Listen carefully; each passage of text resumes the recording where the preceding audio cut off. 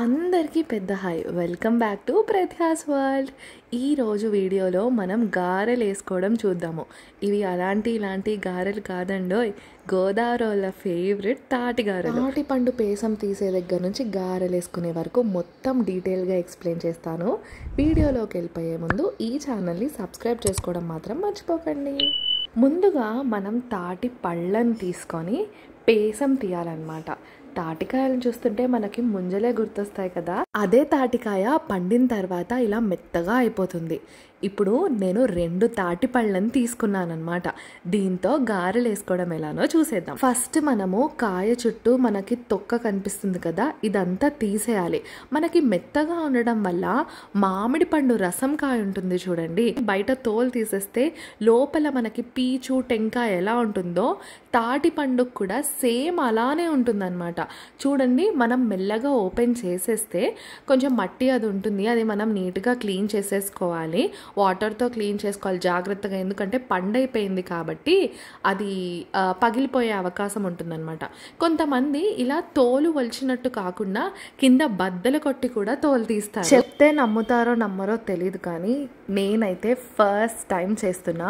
అక్కడి నుంచి పెద్దవాళ్ళు గైడ్ చేస్తున్నారనమాట. సో ఎలా చేయాలి ఏంటి అనేది ఎక్స్పీరియన్స్ అయితే లేదు. సో ఫస్ట్ టైం చేస్తున్నా కాబట్టి ఎలా వస్తుందా ఏంటా అని అనుకుంటూ చేస్తున్నాను, కానీ లాస్ట్ అవుట్పుట్ మాత్రం చాలా చాలా బాగా వచ్చింది. సో నేను ఫాలో అయిన ప్రొసీజర్ నేను మీకు చెప్పేస్తాను. వీడియోని ఎండ్ వరకు స్కిప్ చేయకుండా చూడండి. ఇలా జాగ్రత్తగా తోలంతా తీసేసుకుంటామన్నమాట. మనకి మధ్యలో పీచులాగా వస్తుంది, అది కూడా వీలైనంత తీసేయండి. ఎందుకంటే గుజ్జులో పీచు కలిస్తే టేస్ట్ బాగోదన్నమాట. మధ్యలో ఇలా ఏసుల్లాగా తగులుతూ ఉంటాయి కాబట్టి మనం జాగ్రత్తగా పీసులు అనేవి పక్కన పెట్టేసేయాలి. దానికే అంటుకుని ఉంటే ఇంకా మంచిది, ఆ పేసంలో మాత్రం కలవకూడదు. ఒక కాయ తీసి పక్కన పెట్టేసాం కదా, సేమ్ అదే విధంగా ఇంకో కాయ కూడా తోలు తీసి పక్కన పెట్టేసుకుందాము.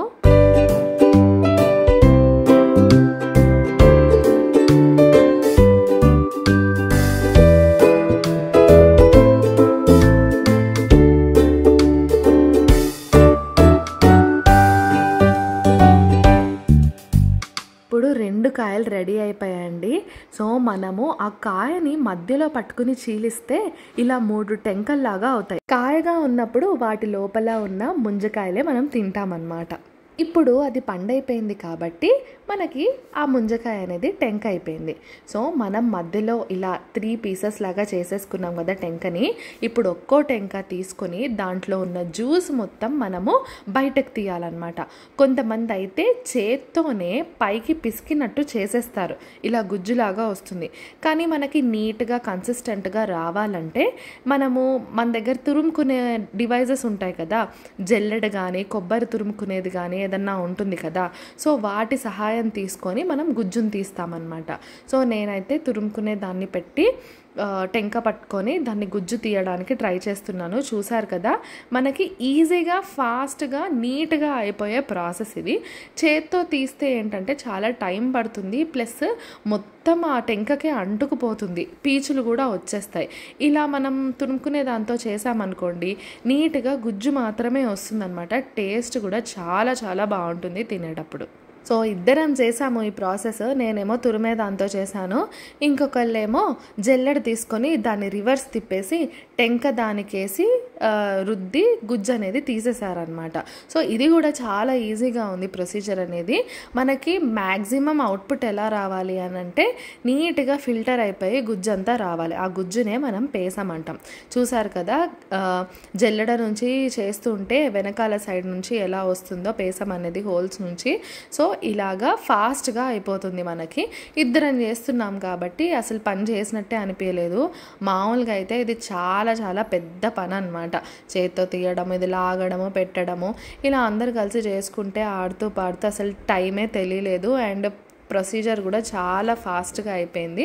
చూసారు కదా, 2 తాటి పళ్ళను కలిపితే మనకి ఇంత పేసం వచ్చింది. దీన్ని మొత్తం ఒక బాక్స్లోకి ట్రాన్స్ఫర్ చేసేసాము. వీలైనంత తొందరగా మనం దీన్ని వాడేసేయాలి. గారెలు వేసుకున్న తర్వాత 3 రోజుల వరకు నిల్వ ఉంటాయి, కానీ ఈ పేసాన్ని నిల్వ ఉంచితే పల్చగా అయిపోతుంది అనమాట. కన్సిస్టెన్సీ అనేది తగ్గిపోతుంది. అందుకనే వీలైనంత వరకు ఫ్రెష్గా ఉన్నప్పుడే వెంటనే మనం వీటిని గారెలో, రొట్టె, బూరెలో వేసేసుకుంటే చాలా చాలా బాగుంటుంది. కావాలంటే తర్వాత వేసిన తర్వాత నిల్వ ఉంచుకోవచ్చు. నిల్వ ఉంచే కొద్దీ టేస్ట్ ఇంకా బాగుంటుంది. సో గారెలు ఎలా వేసుకోవాలి, ఆ ప్రాసెస్ ఏంటో చూసేద్దాం. ఇంకో విషయం, ఈ తాటి పండు మొదల నుంచి చివరి వరకు ప్రతిదీ no waste and most useful అనమాట. పేసన్ తీసేసిన తర్వాత ఈ తాటి టెంకల్ని మనం భూమిలో పాతితే అవే తేగలుగా మారుతాయి. తేగలు కూడా వచ్చి మనం తినేసిన తర్వాత ఆ లోపల మళ్ళీ మొవ్వుగా మారుతుంది. అది తిన్నా చాలా కమ్మగా ఉంటుంది.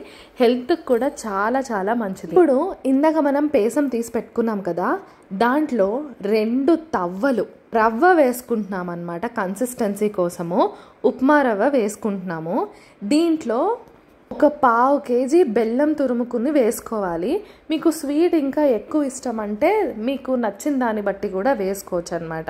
ఆ బెల్లం తురుము కూడా వేసేసుకున్న తర్వాత నీట్గా బాగా మిక్స్ చేసేసుకోవాలి. ఇలాగా దీన్ని ఇంకా టేస్టీగా తయారు చేయాలంటే 2 చెక్కల కొబ్బరికాయ తీసుకొని కొబ్బరి కూర చేసేసుకొని అందులో నీట్గా మిక్స్ చేసేసుకోవాలన్నమాట. ఎంత బాగుంటుందంటే అంత బాగుంటుంది. ఇవన్నీ వేసుకున్న తర్వాత నీట్గా ఈవెన్గా వచ్చేలాగా బాగా మిక్స్ చేసేసుకోవాలి. ఈలోపు స్టవ్ వెలిగించి ప్యాన్ పెట్టేసి ఒక 1/2 లీటర్ ఆయిల్ వేసేసుకొని గారెలు వేసుకోవడానికి రెడీ చేసేస్తున్నాం అనమాట. చిన్న చిన్న ఉండలుగా తీసుకొని నీట్గా ఆయిల్ అప్లై చేసేసుకొని ఒక ప్లాస్టిక్ షీట్ అలా తీసేసుకుని దాని మీద ఆయిల్ అప్లై చేసేసుకున్నాం అనుకోండి, మన గారెలు తీయడానికి ఈజీ అయిపోతుంది. సో చూసారు కదా, మనం ఎప్పుడు వేసుకునేటట్టే గారెల్లాగా చేసేసుకొని మధ్యలో హోల్ పెట్టేసుకొని ఆయిల్లో వేసి ఫ్రై చేసేయడమే. ఆయిల్ బాగా మరిగాకనే వేయాలండి, లేకపోతే ఆయిల్ బాగా పీల్చేసి గారెలు అనేవి సరిగ్గా రావు. వీటిని మనం సిమ్లో పెట్టే వేయించాలి, లేకపోతే మాడిపోతాయి అన్నమాట. లోపల కూడా మంచిగా కుక్ అవ్వాలి కదా, అందుకని సిమ్లో పెట్టే వేయించాలి. సో మనం ఇలా గారెల్లాగా రెడీ చేసుకొని గోల్డెన్ కలర్ వచ్చేంత వరకు మనం ఫ్రై చేసుకుంటాం అన్నమాట.